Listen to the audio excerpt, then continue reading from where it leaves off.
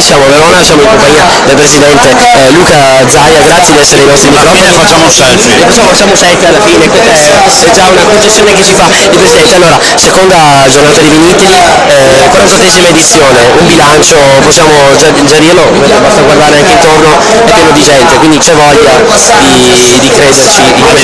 È eccezionale perché siamo i numeri uno. 9 milioni di ettolitri prodotti significa essere la prima regione d'Italia per produzione. Siamo bravi, diamo lavoro a 28.000 persone e abbiamo i vini più buoni del mondo. Questa è la fiera che non a caso nasce in Veneto ed è forse questa una delle più belle edizioni che ho visto nella mia vita e lo dimostra la gente, i sorrisi, è ancora uno dei pochi settori che cresce invece di arretrare come accade ormai per tutti i comparti.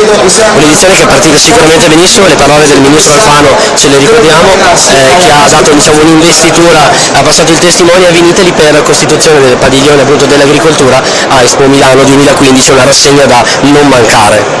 Beh, diciamo che l'Expo senza il Veneto non si potrebbe fare, il fatto che poi ci venga affidata l'organizzazione di tutto il tema agroalimentare è la dimostrazione che siamo bravi e questa leadership ci viene riconosciuta. Del resto è altrettanto vero che il fatturato della nostra produzione viticola enologica in Veneto vale circa 620 milioni di euro. Quindi un bel comparto. Ecco, abbiamo concluso, grazie mille al presidente della Regione Veneto Luca Zaia. Grazie a voi. Grazie mille.